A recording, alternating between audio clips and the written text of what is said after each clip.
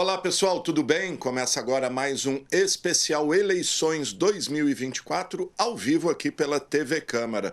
E você pode participar com a gente enviando a sua mensagem, a sua pergunta para o nosso WhatsApp, o número está aí na tela, 991637905.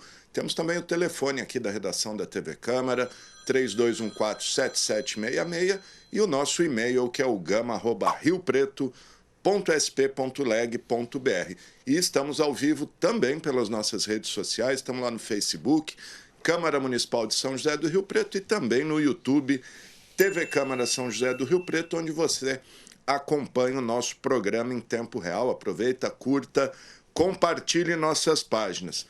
Bom, e no programa de hoje vamos dando sequência aí ao resultado das eleições do dia 6 de outubro. Como todo mundo sabe, teremos segundo turno em Rio Preto entre Coronel Fábio Cândido, do PL, e Itamar Borges, do MDB. E desde o dia do domingo da eleição, a gente está recebendo aqui aos poucos, né, conforme vai dando a agenda aí, os 23 vereadores eleitos para a legislatura 2025-2028. E quem eu recebo aqui hoje é mais um nome novo, um novo vereador aqui em Rio Preto, o Alex de Carvalho. O Alex é empresário, tem 53 anos, né? E teve 2.046 votos. O Alex se elege vereador pela primeira vez pelo PSB, mas é um nome conhecido, experiente da política, foi chefe de gabinete e presidente da EMURB nos dois mandatos do ex-prefeito Valdomiro Lopes, de quem também já foi assessor na Assembleia Legislativa. O PSB do Alex, que elegeu dois vereadores, né? O Alex e o Abner Tofanelli, com 3.256 votos. Alex, parabéns pela eleição, obrigado por estar aqui e, como eu tenho feito com todos, abrir um espaço para você se apresentar, falar sua trajetória, enfim, como que você entrou para a política, o que você quiser se apresentar aí ao Rio Pretense. Obrigado. Bom, Alexandre, em primeiro lugar, agradecer a TV Câmara que está dando esse espaço para a gente e cumprimentar todos os riopretenses da nossa querida São José do Rio Preto. Bom, é a segunda eleição que eu estou disputando, a primeira não fiquei de suplente, agora nessa daqui eu consegui 2.046 votos que me conduziram à Câmara Municipal. Tenho uma grande experiência já política, fui no governo do Valdomiro, já trabalho com ele há 22 anos, fui chefe de gabinete na Assembleia de São Paulo, aqui em Rio Preto fui chefe de gabinete também, secretário de governo, secretário de desenvolvimento econômico e presidente da EMURB. Então quero colocar isso daí, toda essa minha experiência à disposição dos riopretenses para a gente fazer um bom mandato aqui na Câmara Municipal de São José do Rio Preto. Alex, você sempre, tua história política é sempre com o Valdomiro, né? Com o doutor Valdomiro? Sempre com o Valdomiro. Comecei com ele no segundo mandato dele de deputado e foi até hoje. Estamos juntos aí. Valdomiro que está atualmente no seu quarto mandato, né? Quarto mandato de deputado estadual. Ô Alex,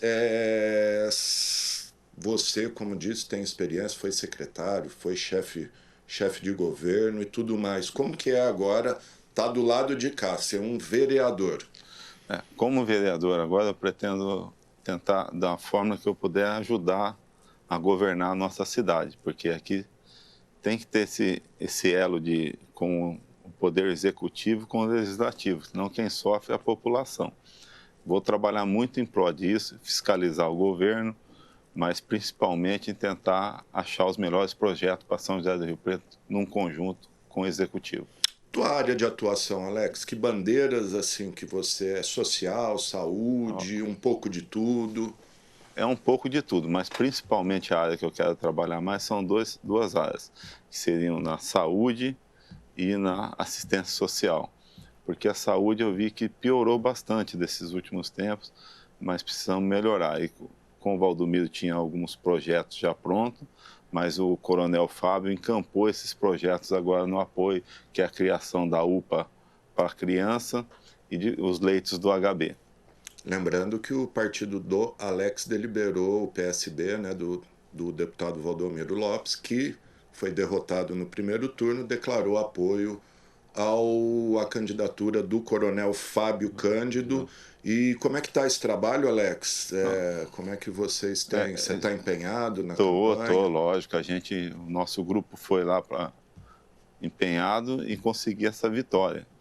É uma eleição difícil, não tem eleição fácil, mas acreditamos muito no projeto do Coronel Fábio. O Alex, bom, como eu disse, você teve 2.046 votos. Você tem uma região específica que você trabalha? Onde você foi buscar os teus votos? Meus votos são na cidade todas, a um todo, né? Mas eu tive uma votação melhor lá no Eldorado, onde eu ajudo a comunidade lá já há algum tempo, e principalmente na Igreja Católica de lá. O Eldorado aí foi onde você teve mais votos, me parece, né? Isso. A expectativa para esse mandato, Alex, você chega na Câmara num momento que talvez os vereadores estão mais fortalecidos e valorizados, né? Não só a questão salarial, mas agora nós temos o dispositivo das emendas impositivas, que para esse ano está dando 1.700.000 para cada parlamentar.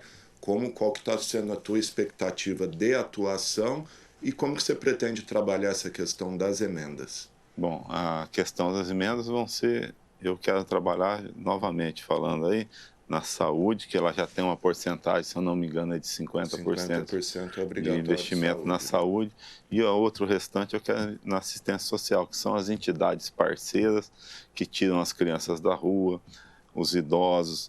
Inclusive lá no Eldorado nós temos um compromisso de tentar montar uma creche de idoso, que hoje é um dos grandes problemas também que já está acontecendo. A maioria do pessoal não pode ficar em casa para cuidar do pai, da mãe, do sogro, da sogra. O que está acontecendo lá no Eldorado, numa conversa com o padre Fábio, que ele tem uma entidade lá, o primeiro projeto que nós vamos fazer é a criação da creche do idoso lá na igreja.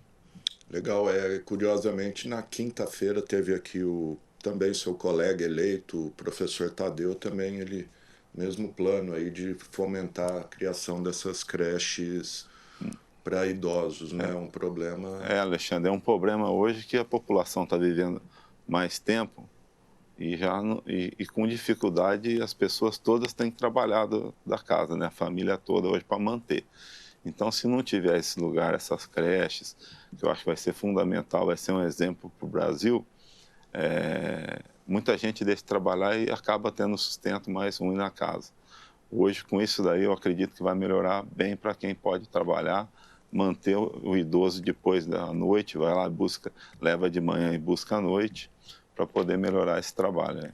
Ô Alex, em termos de projetos, o que você pensa? O que um vereador, como vereador, o que você pode fazer? Enfim, você já tem alguma ideia de projeto? Já pensou nisso ou ainda é muito cedo? Não, tem alguns projetos que nós já estamos pensando.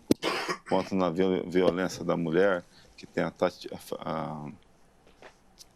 Janaína, que é uma amiga minha, que é muito ligada nessa parte de violência contra a mulher, quero trabalhar nisso daí também.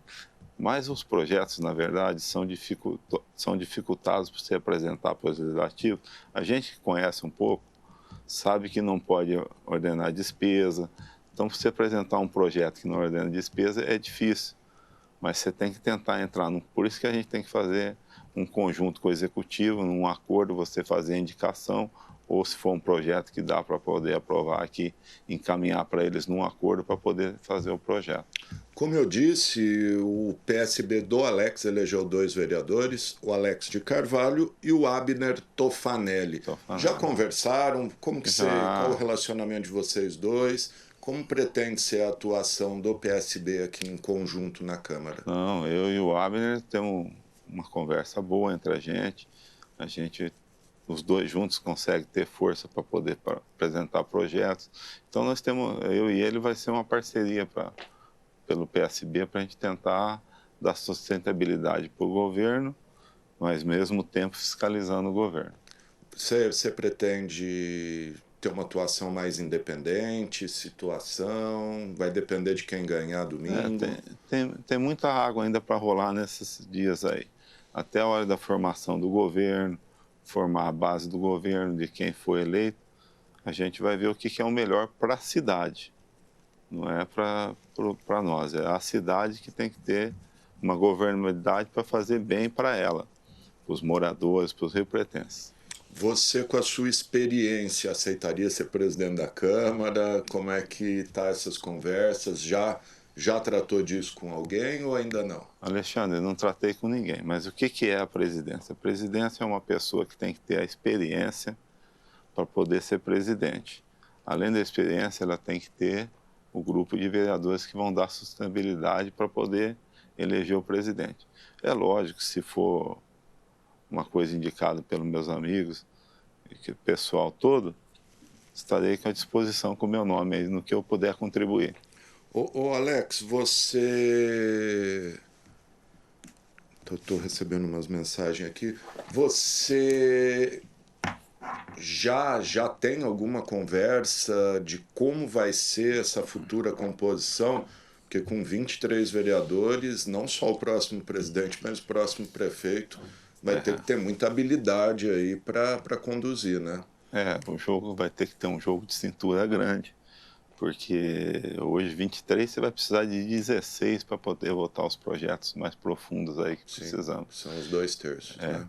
Então nós vamos ter que ter, se eu for fazer parte da base, ou quem, mesmo assim a gente não fazendo parte da base, se não for, a gente tem que trabalhar em pró da cidade. Os projetos importantes, não interessa, eu acho que quando a pessoa é situação ou oposição, interessa votar os projetos que vão fazer bem para os riopretenses. Esse trabalho tem que ser entre a gente mesmo aqui dentro, tem que saber o que é bom, o que é ruim, é lógico, você não vai votar uma coisa para prejudicar a população. Votar contra a cidade, né? Ô Alex, um dos problemas hoje que até eu tenho abordei com os candidatos a prefeito, com os vereadores eleitos, a questão de pessoas em situação de rua. Qual a tua visão sobre esse problema? O que você acha que a Câmara pode contribuir para encontrar alternativas, solução? Ó, Alexandre, o que eu enxergo nisso daí? Isso daí vai ter que ter uma parceria entre o público e o privado, porque, na verdade, eu acredito muito que a gente tem que tentar dar uma vida digna para quem quer sair da rua. E, para isso, a prefeitura tem que achar um campo para onde vai primeiro, para poder começar essa pessoa a ter dignidade, para depois inserir no mercado de trabalho, junto às empresas que queiram ser parceiras. É um trabalho difícil, muito difícil, porque a pessoa que está em situação de rua, a maioria não quer voltar para o convívio familiar, não quer voltar a trabalhar, porque na rua hoje tem muitas pessoas aí que ganham mais do que uma pessoa com carteira assinada. Mas, em compensação, se a gente não fizer esse trabalho, daqui a pouco você não tem condição de andar dentro de Rio Preto, porque você vai sair à noite, um cara te bate no teu vidro, você leva um susto, uma mulher que estiver andando aí pode ser abordada por alguma dessas pessoas. Na verdade, a polícia, eu acho que está fazendo já um trabalho de tirar tem muito criminoso lá dentro. Então, é um trabalho em conjunto do poder público, a prefeitura, a iniciativa privada e a polícia militar. E tem, como você disse, muitas pessoas que estão na rua não querem, né, sair. Por mais que vá a assistência social lá, tenta conversar, que a pessoa tem tudo, né? Comida, ganha um troquinho ali. Alexandre, tem gente que chega a ganhar R$100 por dia. No final do mês, a pessoa ganha R$3.000. Se ela for trabalhar em algum lugar, tem muitos serviços gerais e que para ganhar um salário e meio é difícil. Então a pessoa acostumou com isso. A droga é uma das coisas também que atrapalha muito. Mas eu acho ainda que dá, mesmo juntando toda a assistência, a polícia militar, a polícia municipal, a guarda municipal e o poder privado, que é o que, na verdade, o poder privado, a terceira via, é que ajuda muito isso daí, senão o município sozinho é difícil. É isso aí, gente. Alex, quero te agradecer por estar aqui, ter feito essa entrevista aqui, falar da sua história um pouquinho, sua trajetória política, que começou há 22 anos na política. Isso. Você fazia antes? Rapaz, trabalhava de tudo, já fui bancário, já fui empresário, já fiz de tudo na vida. Como que você entrou para a política, assim? Como que você conheceu o Valdomiro? Como que eu entrei? O meu ex-sogro chamava Irineu de Ávila. Até ele faleceu, uma pessoa muito boa na parte política.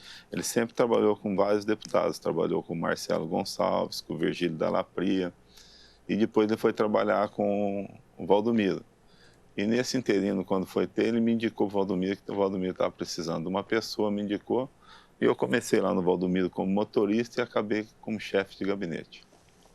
Muito bom. Ô Alex, se quiser falar alguma coisa, se despedir, enfim, tô abrindo o espaço aí, fala o que você quiser e deixa o seu recado aí para os eleitores. Lembrando que a posse é dia 1º de janeiro de 2025. Bom, meus eleitores, meus amigos riopretenses, quero deixar a minha boa vontade de trabalho, o meu gabinete aberto para os munícipes. E onde eu puder colaborar com a minha experiência para poder ajudar vocês, vou estar à disposição aqui na Câmara Municipal de São José do Rio Preto. Muito obrigado e vamos lá no dia 1º de janeiro tomar a posse. Legal, gente. Está aí o Alex de Carvalho, eleito vereador de Rio Preto pelo PSB com 2.046 votos. Pela primeira vez o Alex assumindo uma cadeira aqui na Câmara, ele que já foi chefe de gabinete, secretário. Não lembrava que você tinha sido secretário de Desenvolvimento. Fui secretário de governo, né? Chefe de gabinete, secretário de Desenvolvimento Econômico e presidente da IMURB. Sabe tudo de política, o Alex. Aprender um pouquinho. Aprender agora do outro lado, né, Alex? Obrigado, parabéns, seja bem-vindo aí à Câmara. E a partir de 1º de janeiro, o Alex vereador. Ô, gente, vamos fazer um rápido intervalo. Daqui a pouquinho a gente volta com mais um vereador eleito. Não sai daí.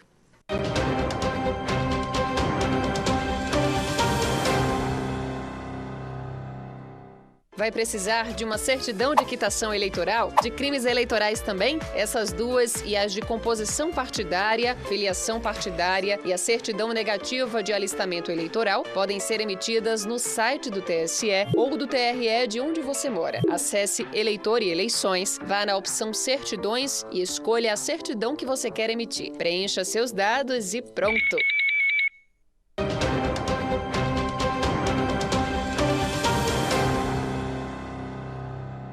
Ok, gente, estamos de volta com o especial Eleições 2024 ao vivo aqui pela TV Câmara. E quem eu recebo agora é o vereador reeleito João Paulo Rilo, do PSOL, que teve votação recorde aí, né? 9.968 votos. E o João está aqui para repercutir essa votação recorde, mas também outros temas dessa disputa, em especial o segundo turno aí. O mais acirrado, talvez, a eleição no primeiro turno foi a acirrada, né? E é a primeira vez que temos segundo turno desde 2008, quando o próprio João disputou contra o Valdomiro. O João esteve aqui logo depois da eleição e eu perguntei a ele que posição, que caminho ele ia tomar nesse segundo turno. Ele disse, olha, ainda vou reunir meu partido, meu grupo, para tomar uma decisão, e ele veio aqui falar um pouquinho sobre isso, né, João? Isso aí, Alexandre. Primeiro, agradecer mais uma vez a oportunidade da gente estar dialogando sobre um momento muito especial para a cidade, que é a definição de quem vai governar Rio Preto. De quem vai representar o Poder Legislativo já foi definido, e agora a decisão de quem vai governar Rio Preto. Nós reunimos o conjunto dos partidos todos que compõem a Frente Amor por Rio Preto, que apresentou a candidatura do ex-vereador Marco Rilo como uma opção. E nesse segundo turno nós avaliamos que nós não temos opção. Tem que respeitar o processo democrático, né? A população de Rio Preto, democraticamente, pelo voto direto, escolheu 2 candidatos para fazer essa disputa de segundo turno, e nós ficamos de fora. A gente respeita o resultado das urnas, no entanto, democraticamente, com direito constitucional, nós não vamos votar em nenhuma candidatura e estamos indicando o voto. O voto 13 é um voto simbólico, né? Um voto nulo, até porque hoje fica registrado, né, o voto nulo, o tipo de voto que você fez, e consideramos importante, né, registrar isso na história, que essas candidaturas não representam o campo progressista da cidade, que disputou a eleição no primeiro turno, com um bom programa, com com um excelente candidato, mas não fomos ao segundo turno.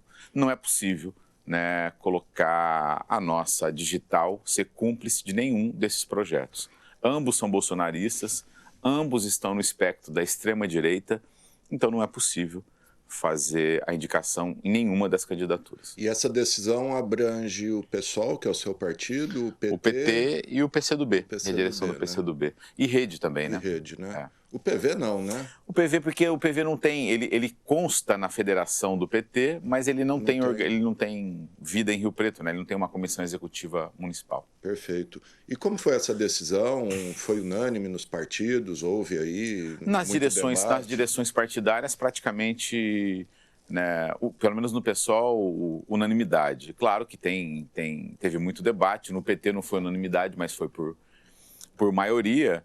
Até porque você tem assim, analisando de maneira muito direta, né, é quase que natural, né, assim, tira de Rio Preto. Tira de Rio Preto e faz uma avaliação do campo progressista. Você tem do lado uma candidatura bolsonarista e do outro uma candidatura de um partido, né, que tem um mínimo de história democrática, você tende a fazer um voto útil no segundo turno. Mas quando você analisa, né, a essência das duas candidaturas, em Rio Preto não é possível isso, porque o candidato do MDB ele é mais bolsonarista que o próprio candidato do PL. E, aliás, ele reivindica isso o tempo inteiro, que ele é um bolsonarista, que ele apoiou o Bolsonaro, que ele votou no Bolsonaro, e pelo próprio histórico, né, do candidato do MDB. Ele é um candidato que vota contra o povo. A vida dele na Assembleia Legislativa foi de posição antipovo. Vota contra os trabalhadores da saúde, vota contra a proteção animal, contra o meio ambiente, contra a educação, não assinou CPI para investigar a máfia da merenda no primeiro momento. Então, para falar de algumas questões. E quando a gente fala, né, sobre isso, fala, mas vocês falam muito do candidato do MDB e não falam do candidato do PL. Mas o candidato do PL não tem ninguém da esquerda pensando em votar nele, não existe isso, não tem essa possibilidade. A possibilidade que teria seria essa. No entanto, a nossa avaliação é que não é possível, porque é tão bolsonarista quanto. Né? E pior, né, com um passado muito estranho, muito duvidoso, com condenações por desvio de verba em educação. Enfim, aquilo que a Rio Preto soube durante o processo eleitoral. Bom, gente, tá aí então, o vereador João Paulo Rilo veio só passar essa posição tirada entre os partidos que apoiaram a candidatura de Marco Rilo no primeiro turno, de pregar o voto nulo nesse segundo turno. Então, como eu tinha perguntado para ele logo após a eleição, ele falou que ia reunir os partidos e agora veio dar sua posição. João, só voltando à sua reeleição, você conversou, lembrando que o PSOL, apesar da votação histórica aí do João Paulo, quase 10 mil votos, o PSOL acabou elegendo só o João Paulo Rilo, o partido não atingiu aí a cláusula de barreira, os 20% do segundo colocado, que foi o Fabiano Jesus. Mas você já conversou com os colegas eleitos para ter uma posição do que vocês pretendem em termos de presidência de Câmara? Alexandre, primeiro, assim, em relação à votação, não foi apenas a minha votação que foi histórica, a votação do PSOL também foi histórica. Sim. Foi a maior votação do PSOL desde que ele existe em Rio Preto, quase 18 mil votos. E isso garantiu 2 cadeiras com tranquilidade. O grande problema é que a reforma política e a interpretação que o TSE deu para essa reforma política é devastadora para o voto ideológico e o voto proporcional. Nós tivemos acesso a 2 cadeiras e não pôde preenchê-las porque o segundo mais votado não fez 20% do quociente eleitoral. Isso nunca existiu numa lógica de eleição proporcional. E isso nos prejudicou muito. Em relação à presidência de Câmara, essas coisas, não é possível fazer nenhum debate antes da decisão do segundo turno. Porque a gente já sabe que o prefeito ele tenta interferir, nem sempre consegue. Que foi o caso do primeiro biênio aqui na casa, nessa legislatura, em que o Pedro Roberto derrotou o candidato Paulera, que era o candidato do Edinho Araújo. Eu estive na articulação junto com o Pedro para a presidência da casa. Então, também não nos preocupa isso. Eu não tenho intenção nenhuma de compor mesa diretora, de ser presidente da casa, não, até porque o trabalho que eu faço pela cidade, eu tenho que estar livre em plenário. Tem que ser um vereador livre no plenário, com independência, com capacidade de fazer oposição quando precisa, de defender projetos, mesmo sendo do governo, quando é importante para a cidade, né, fazer fiscalização, defender, ser uma trincheira de fato de defesa das pessoas e das cidades. E um mandato educativo, né, que propõe, que chama a população para participar. Nós estamos muito focados nisso, em intensificar esse método que deu muito certo. Fizemos mais de 72 audiências públicas em 4 anos. Sou responsável por quase 60% das emendas aprovadas em plenário em relação a melhoramentos em projetos do prefeito. Então, isso se faz com diálogo, com articulação política, com mobilização popular.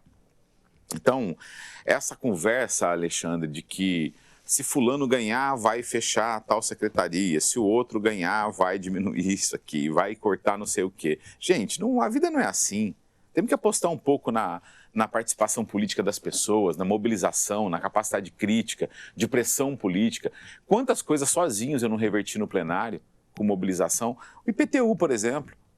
O Edinho fez uma reunião com os vereadores, estava seguro de que ele ia aprovar 25% de aumento do IPTU.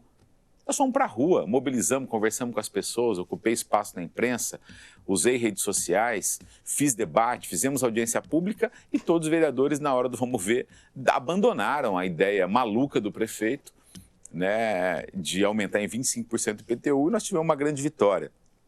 E é assim que eu pretendo realizar o mandato.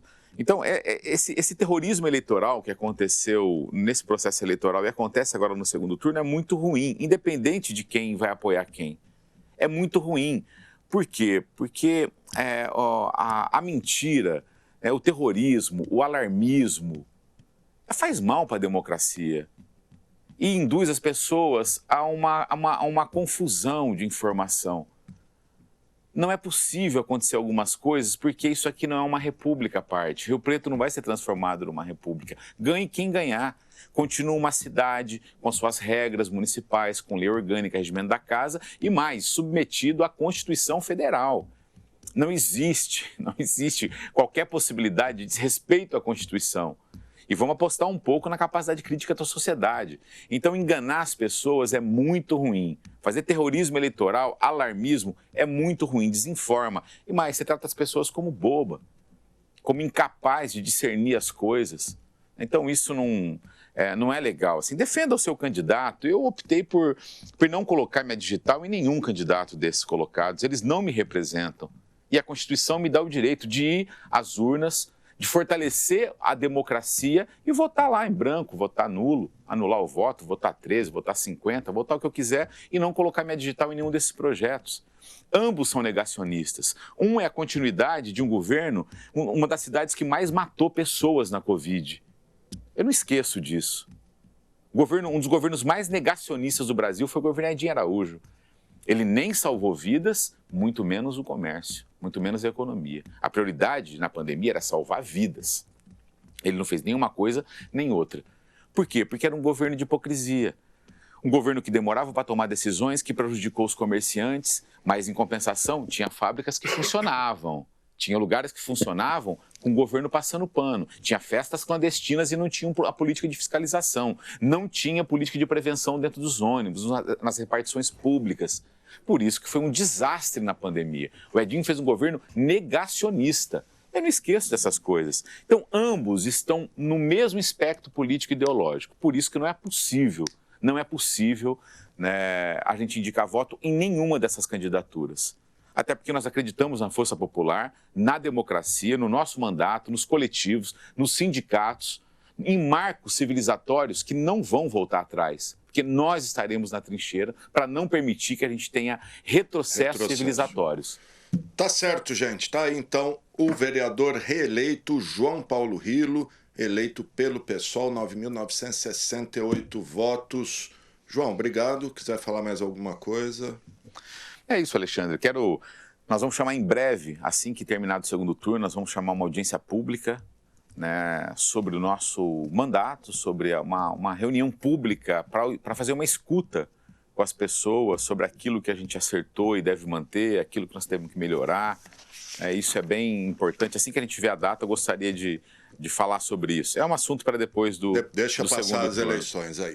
Legal, João, obrigado. E é isso aí, gente. Essa edição do Especial Eleições 2024 fica por aqui. Se você quiser rever esse programa, ele será reprisado logo mais às 8h40 da noite, logo após o horário eleitoral, e amanhã às 7 horas da manhã, depois ao longo da nossa programação. Mas desde já o programa fica disponível nas nossas redes sociais, está lá no YouTube e também no Facebook. Sempre lembrando que você pode enviar mensagens para a gente com sugestão de pauta, de entrevista, reportagem, o que você quiser.